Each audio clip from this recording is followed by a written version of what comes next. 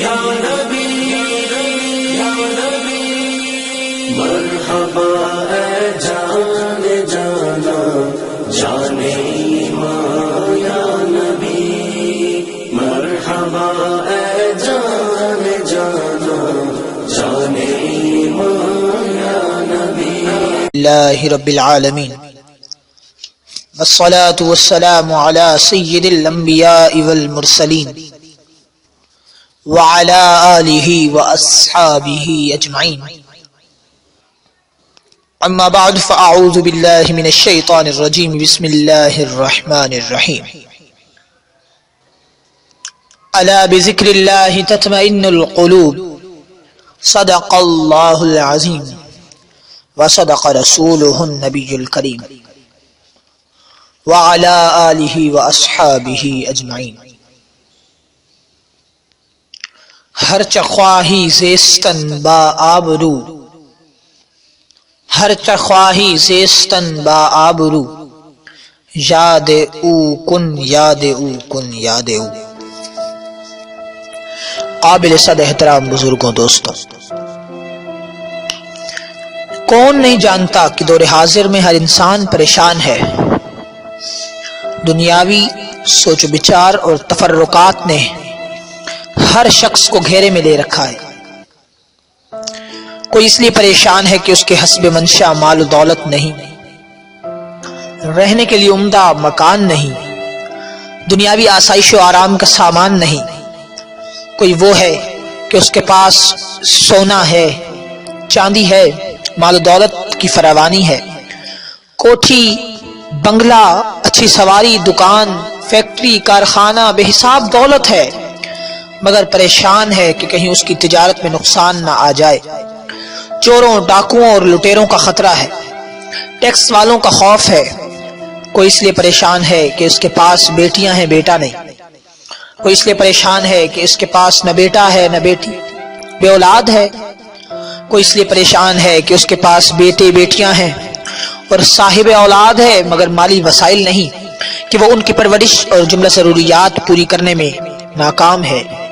کوئی اس لیے پریشان ہے کہ مال بھی ہے، اولاد بھی ہے، مگر اولاد نافرمان ہے۔ وہ دن رات ان کے برتاؤ سے غمزدہ اور پریشان ہے۔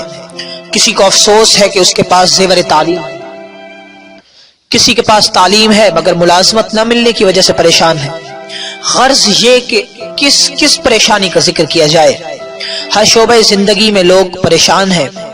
اب اس پریشانی کو دور کرنے کے لیے لوگ کیا کرتے ہیں؟ اس دکھ سے نجات حاصل کرنے کے لیے کوئی ٹونے جادو کرنے والوں کے پیچھے پڑ رہا ہے، کوئی ڈاکٹروں، حکیموں اور وکیلوں کے گرد گھوم رہا ہے، کوئی تعویذ گنڈا کرنے کی تلاش میں ہے، کوئی دن رات محنت و مشقت کر رہا ہے، کوئی دولت کے حصول کے لیے طرح طرح کے منصوبے بنا رہا ہے تاکہ اس کی پریشانی دور ہو جائے اور سکون قلب حاصل ہو جائے، مگر یہ سب کچھ کرنے کے باوجود سکون میسر نہیں۔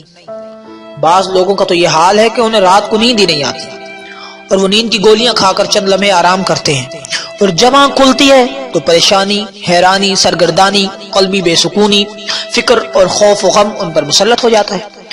اب آئیے مل کر اللہ رب العالمین جل وعلا کی مقدس کتاب جو ساری کائنات کے لیے پیام رحمت ہے، اس کے حضور دعا کریں کہ اللہ تعالیٰ کی سچی سچی کتاب تجھ میں کائنات عالم کے ہر مسئلے کا حل موجود ہے۔ تیری رہنمائی دکھیوں کے دامن میں سکھ ڈال دیتی ہے، بے قرار دل تجھ سے ہی سکون حاصل کرتے ہیں۔ تو ہی تو ہے جو تاریک دلوں کو ضیاء بخشتی ہے، تیری ہی نور سے اہل ایمان کے سینے روشن ہیں، تیری ہی چمک سے اہل یقین کے قلوب منور ہیں۔ تو ہی تو صراط مستقیم سے بھٹکے ہوئوں کو راہ ہدایت کی رہبری کرتی ہے۔ ہم پریشان ہیں، ہم میں سے ہر ایک سکون قلب کی دولت سے محروم ہے۔ تو ہی ہمارے سکھ کی راہ ہموار اور دکھ کا مداوع کر سکتی ہے۔ تیرے بتائے طریقے سے ہمیں چین و سکون اور اطمینان قلب کی دولت حاصل ہو سکتی ہے۔ حضرات محترم، جب ہم نے قرآن عظیم الشان کی بارگاہ میں اپنا سوال پیش کیا تو اس لاریب کتاب نے ہمیں مالک الملک، مقلب القلوب، علیم بذات الصدور مولا کریم کا ارشاد سنایا کہ اے اطمینان و سکون کے طالب، اے چین کی دولت چاہنے والے، تجھے سکون مال و دولت کی فراوانی سے حاصل نہیں ہوگا، تجھے جائیداد کی حصول اور مال و دولت سے سکون قلب نہیں ملے گا۔ اگر تو سکون حاصل کرنا چاہتا ہے تو الا بذکر اللہ تطمئن القلوب، خوب سمجھ لے کہ اللہ کے ذکر سے ہی دلوں کو اطمینان حاصل ہوتا ہے۔ تو شاعر نے اس فرمان خدا بندی کی ترجمانی اس طرح کی ہے کہ نہ دولت سے نہ دنیا سے نہ گھر آباد کرنے سے، نہ دولت سے نہ دنیا سے نہ گھر آباد کرنے سے تسلی دل کو ہوتی ہے خدا کو یاد کرنے سے۔ اگر تو عزت و آبرو کی زندگی گزارنا چاہتا ہے تو عزت و شان والے کے نام کا ورد کر، چلتے پھرتے اٹھتے بیٹھتے سوتے جاگتے اس کا ذکر کر، جس کے ذکر سے دل سکون پاتے ہیں۔ جب انسان رات کو سوتا ہے تو ہاتف غیبی سے آواز آتی ہے کہ سونے والے اللہ اللہ کر کے سو، شاید اٹھے نہ اٹھے۔ تو اللہ رب العالمین خالق دو جہاں جل شانہ قرآن کریم میں فرمان اقدس ہے کہ یا ایھا الذین آمنوا اذکروا اللہ ذکرا کثیرا، کہ اے ایمان والوں تم اللہ تعالیٰ کو کثرت سے یاد کرو، اللہ کا کثرت سے ذکر کرو۔ پھر اللہ رب العزت ایک اور جگہ ارشاد فرماتا ہے کہ وَاذْكُرْ رَبَّكَ كَثِيرًا، اور اپنے رب کو کثرت سے یاد کرو، اپنے رب کا کثرت سے ذکر کرو۔ ایک اور جگہ رب کا ارشاد ہے وَاذْكُرُوا اللَّهَ كَثِيرًا لَعَلَّكُمْ تُفْلِحُونَ، اور اللہ کا ذکر کثرت سے کرو تاکہ تم فلاح پاؤ۔ فَإِذَا قَضَيْتُمُ الصَّلَاةَ فَاذْكُرُوا اللَّهَ، جب تم نماز پوری کر لو تو اللہ کا ذکر کرو۔ تو بے حد قرآن مجید میں ہر جگہ اللہ رب العزت نے اپنے ذکر کا فرمایا۔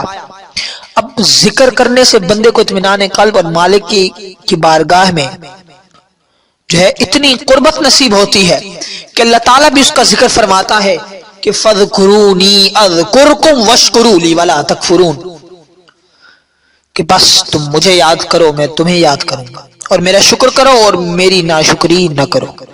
سیدنا ابو ہریرہ رضی اللہ تعالیٰ عنہ سے روایت ہے، وہ فرماتے ہیں کہ رسول اللہ صلی اللہ علیہ وآلہ وسلم نے ارشاد فرمایا انا عند ظن عبدی وانا معه اذا ذکرنی فان ذکرنی فی نفسه ذکرته فی نفسی وان ذکرنی فی ملاء ذکرته فی ملاء خیر منہم۔ کیا فرماتے ہیں کہ میں اپنے بندے کے گمان کے قریب ہوتا ہوں جو وہ مجھ سے جب بندہ مجھے یاد کرتا ہے تو میں اس کے ساتھ ہوتا، اگر بندہ مجھے اپنے دل میں یاد کرتا ہے تو میں بھی اسے ایسے ہی یاد کرتا ہوں، اگر وہ مجھے محفل میں یاد کرتا ہے تو میں بھی اس سے بہتر محفل میں اسے یاد کرتا ہوں۔ اب وہ بہتر محفل کیا ہے؟ وہ بہتر محفل فرشتوں کی ہے کہ اگر ہم ایک محفل بنائیں اور محفل کرائیں اللہ کے ذکر کی، تو اس ذکر کی محفل میں بیٹھ کر اللہ کا ذکر کریں تو اللہ فرماتا ہے میں فرشتوں کی محفل بنا کر تیرا ذکر کرتا ہوں۔ یہ حدیث قدسی ہے۔ تو میرے بھائی مرحبا